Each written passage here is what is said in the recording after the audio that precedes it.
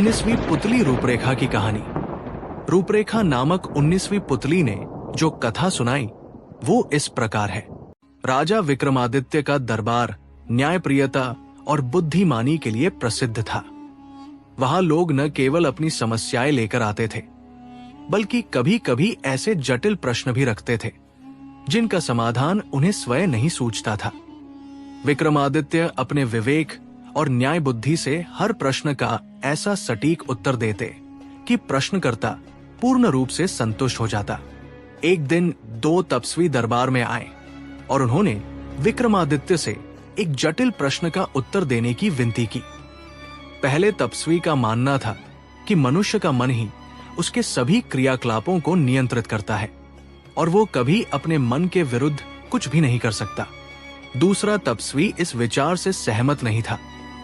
उसका कहना था कि मनुष्य का ज्ञान ही उसके सारे कार्यों को नियंत्रित करता है।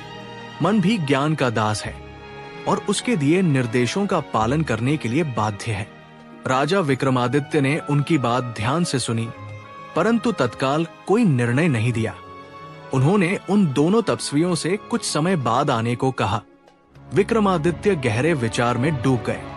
उन्होंने सोचा कि मनुष्य का मन बहुत चंचल होता है और इसके वशीभूत होकर वो सांसारिक वासनाओं का शिकार हो जाता है, परंतु ज्ञान ही मनुष्य को विचार करने और सही निर्णय लेने के लिए प्रेरित करता है। विक्रमादित्य के लिए ये प्रश्न एक चुनौती थी।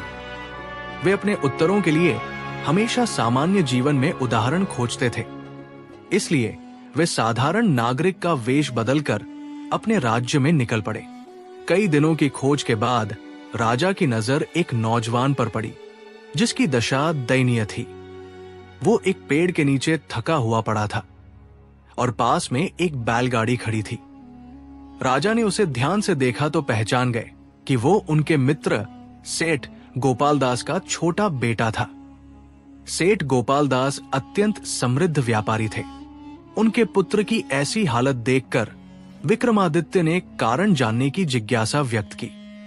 युवक ने बताया कि उसके पिता ने अपनी मृत्यु से पहले दोनों बेटों में समान रूप से धन बांट दिया था। उसका बड़ा भाई समझदार निकला। उसने अपनी आवश्यकताओं को सीमित रखा, सारा धन व्यापार में लगाया और कड़ी मेहनत से अपनी संपत्ति को कई गुना बढ़ा लिया, जबकि वो स्वयं अहंकार और लालच का शिकार हो गया। अपार धन पाकर उसने शराब, जुए, वेश्यावृत्ति जैसी बुरी आदतों को अपना लिया। बड़े भाई ने उसे कई बार समझाने की कोशिश की, परंतु वो घमंड में डूबा रहा। जल्द ही उसका सारा धन समाप्त हो गया। अब वो भूखों मरने की कगार पर था। नगर के लोग उसका उपहास करने लगे, जिससे शर्मिंदा होकर उसने नगर छोड़ दिया। अब वो मेहनत मजदूरी करके अपना जीवन बिता रहा था और अपनी भूल पर पछता रहा था। राजा ने उससे पूछा, यदि तुम्हें फिर से धन मिले तो क्या तुम अपने मन की इच्छाओं के अनुसार उसे व्यर्थ करोगे? युवक ने उत्तर दिया, अब मैं बदल चुका हूं। ठोकरें खाकर मुझे ज्ञान मिल चुका है। अब मैं अपने मन को वश में रख सकता हूं और अपने जीवन को संवारने के लिए ज्ञान का सहारा लूंगा। विक्रमादित्य को अपने प्रश्न का उत्तर मिल गया। उन्होंने युवक को अपनी पहचान बताई और कुछ स्वर्ण मुद्राएं देकर व्यापार करने की सलाह दी। कुछ समय बाद दोनों तपस्वी पुनः दरबार में आए। विक्रमादित्य ने कहा, मनुष्य के शरीर पर उसका मन बार बार नियंत्रण करने की चेष्टा करता है, लेकिन ज्ञान के बल पर विवेकशील मनुष्य अपने मन को नियंत्रित कर सकता है। मन और ज्ञान में अन्योन्याश्रय संबंध है। यदि मन रथ है तो ज्ञान उसका सारथी। यदि रथ के पास सारथी न हो तो वो दिशाहीन हो जाता है और दुर्घटनाग्रस्त हो सकता है। फिर उन्होंने सेठ पुत्र की कहानी सुनाई, जिससे दोनों तपस्वियों का संदेह दूर हो गया। प्रसन्न होकर तपस्वियों ने राजा को एक चमत्कारी खड़िया, सफेद चाक, प्रदान की। इस खड़िया से बनाई गई तस्वीरें रात में सजीव हो उठती थी और उनसे वार्तालाप भी किया जा सकता था।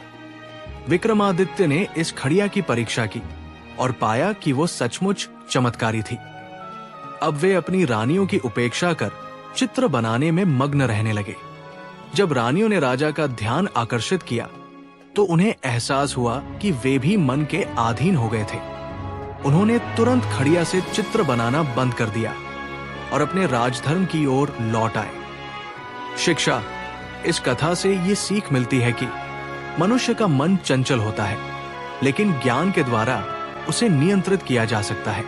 यदि मन पर नियंत्रण न रखा जाए तो व्यक्ति पतन की ओर चला जाता है, लेकिन ज्ञान के प्रकाश में वो पुनः सही मार्ग पर आ सकता है। अगर आपको ये कहानी पसंद आई हो तो वीडियो को लाइक करें, कमेंट करें, अपने दोस्तों और परिवार के साथ शेयर करें और हमारे channel the Bundelkhand history subscribe करना न भूलें। धन्यवाद।